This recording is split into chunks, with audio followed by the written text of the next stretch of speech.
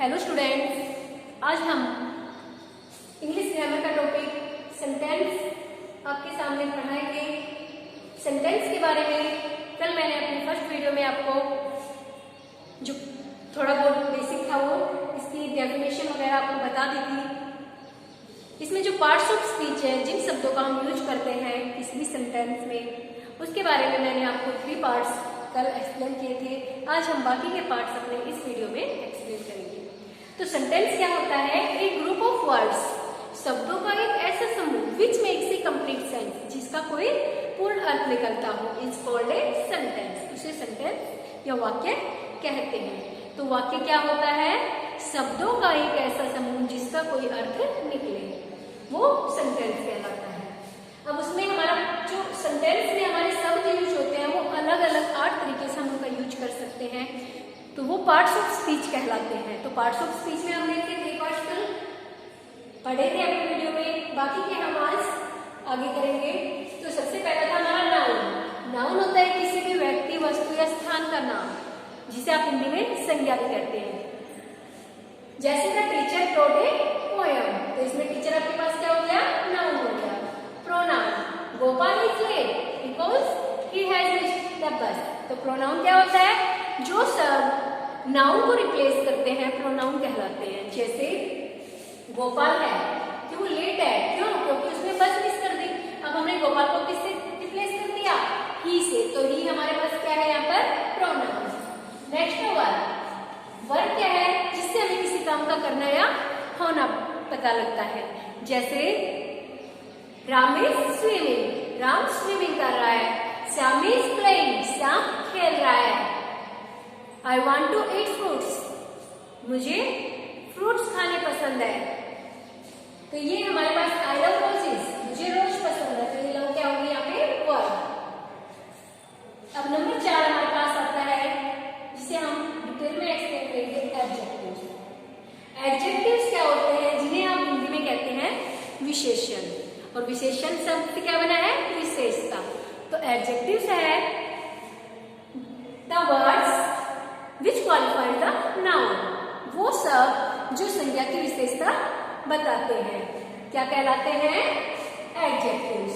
जैसे he is a brave boy, वो एक बहादुर लड़का है। अब वह एक लड़का है, यह हमारा सिंपल सेंटेंस बन गया। इसमें हमने केवल नाउन का यूज किया है, ही इज ए बॉय। लेकिन हमने उस बॉय की विशेषता क्या है? वो एक बहादुर लड़का है, तो उसकी विशेषता क्या हो गई? ब्रेव। तो ब्रेव क्या हो गया हमारे पास? एडजेक्टिव। ये हमारे पास एडजेक्टिव है। ब्रेव बॉय हमारे पास क्या है? नाउन। ऐसे ही I bought a good book, कि मैंने एक बहुत ही अच्छी पुस्तक खरीदी है। तो पुस्तक की विशेषता क्या हो गई? कि वो अच्छी है। तो गुड हमारे पास क्या हो गया? एज ए एडजेक्टिव इसको यूज किया है हमने। या आप कहते हो जैसे राम is an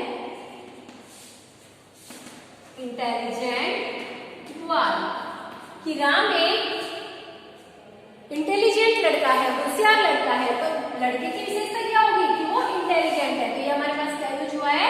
एडजेक्टिव। ठीक है बेटे। नेक्स्ट देखिए, पार्ट्स ऑफ स्पीच हमारा है एडवर्ब।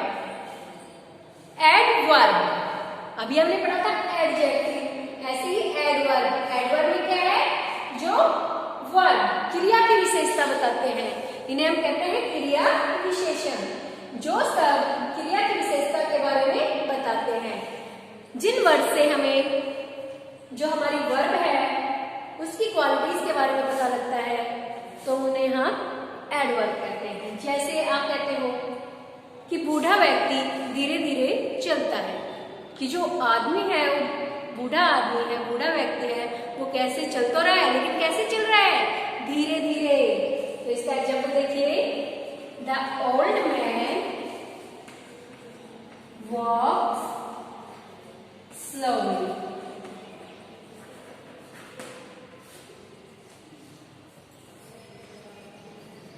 बूढ़ा आदमी धीरे धीरे चलता है। तो इसकी क्या हो गई? विशेषता। किसकी? चलने की। The old man walks slowly. He spoke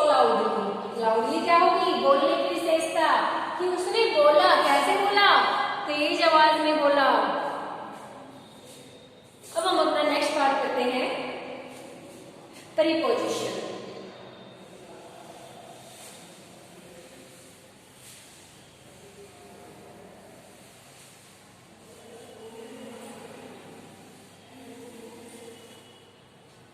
next है हमारा 6 नंबर पे प्रीपोजिशन।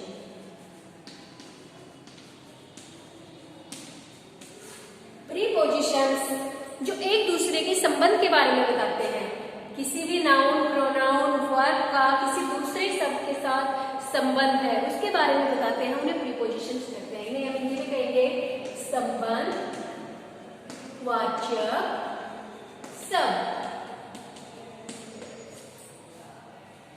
जो शब्द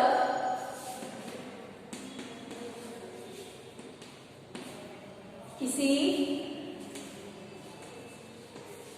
नाउन, प्रोनाउन,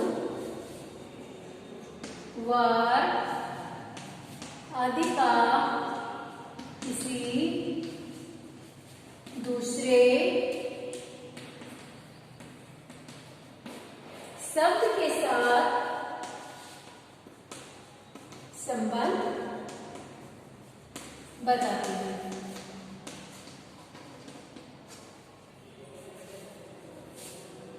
जो शब्द संज्ञा, सर्वनाम, क्रिया आदि का दूसरे शब्दों के साथ संबंध बताते हैं, जैसे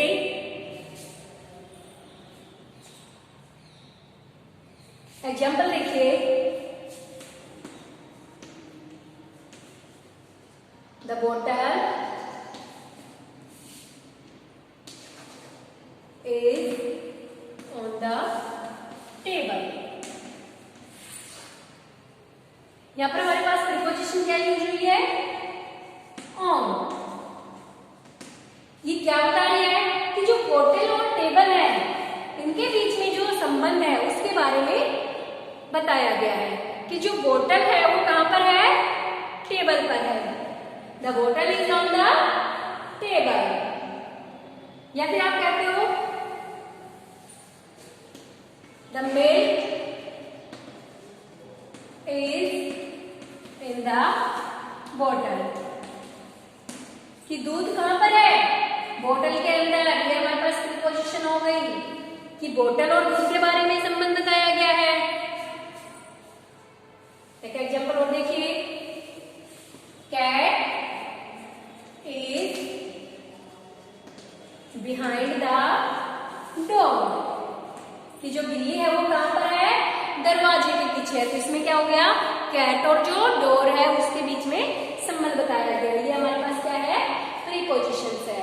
जैसे Ravi is fond of tea, कि जो रवि है वो चाय का शौकीन है, तो उसकी पसंद किसके साथ है? चाय की।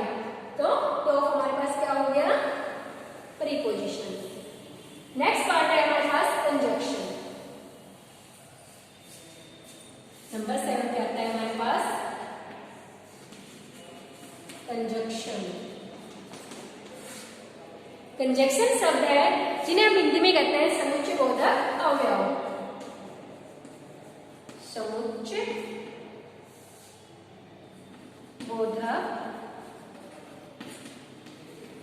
अवयव। जो कंजक्शंस है उनका यूज हम किस लिए करते हैं? जब हमारे पास दो वाक्य होते हैं, दो कोई शब्द होते हैं, उनको जोड़ने के लिए हम कंजक्शंस का यूज करते हैं। फॉर एग्जाम्पल देखिए,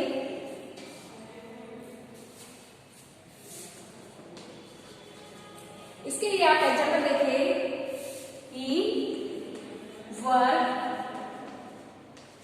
हार्ड बट फेल,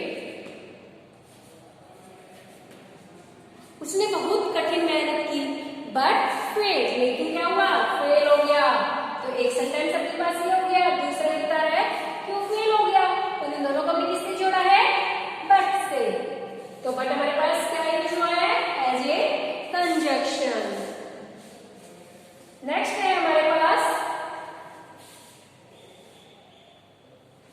एक एग्जाम्पल और देखिए इसका।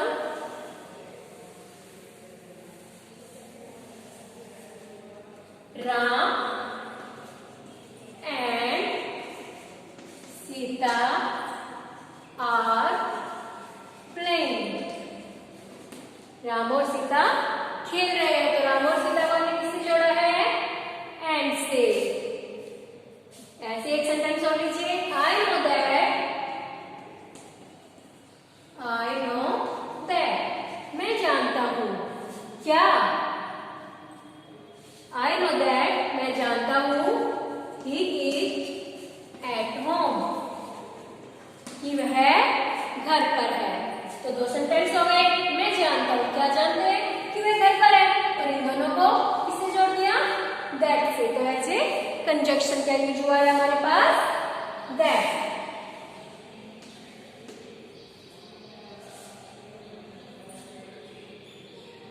अभी हमारे पास जो इसका लास्ट पार्ट है, नंबर 1, पार्ट्स ऑफ स्पीच में 8 आपको मैंने बताए थे कि 8 प्रकार से उनका वर्गीकरण किया जाता है। तो अभी हमारा लास्ट पार्ट जो है इंटरजेक्शन है।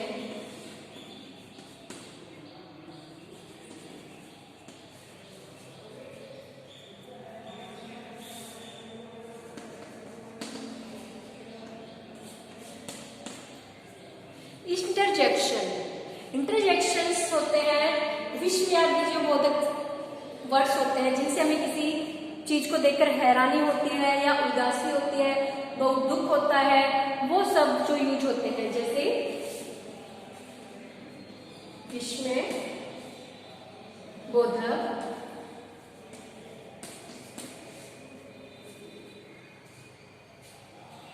वो सब जो अचानक से, क्योंकि हमें कोई भी खुशी होगी, कोई भी दुख होगा, वो कब होता है? जब हमें अचानक कोई ऐसी खबर मिलती है। तो वो सब जो अचानक की हैरानी,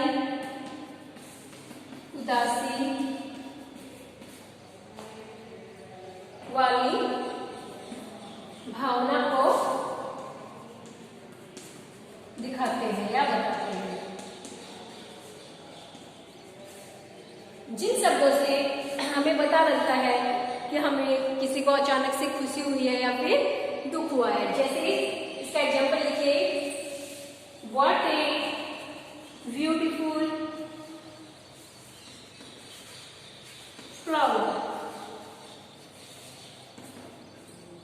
ये कितना सुंदर फूल है। आप किसी सुंदर फूल को देखते हो तो आपके मन में से क्या निकलेगा?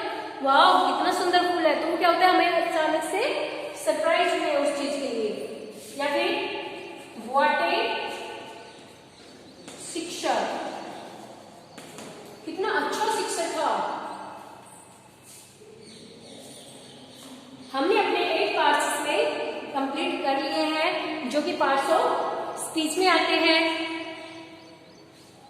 जो सेंटेंस है उनमें इन वर्ड्स का किस तरीके से प्रयोग होता है, कहां पर हमें इनको कैसे यूज करना है, उसके बारे में मैंने आपको यहाँ पर बताया इस वीडियो में। नेक्स्ट वीडियो में हम टाइप्स ऑफ सेंटेंस के बारे में पढ़ेंगे कि जो सेंटेंस है उसके कौन कौन से प्रकार होते हैं। तब तक के लिए इन वीडियो को आप देखिए, इनको समझिए और अपने नोटबुक्स में अपना काम कंप्लीट कीजिए। Thanks, keep watching.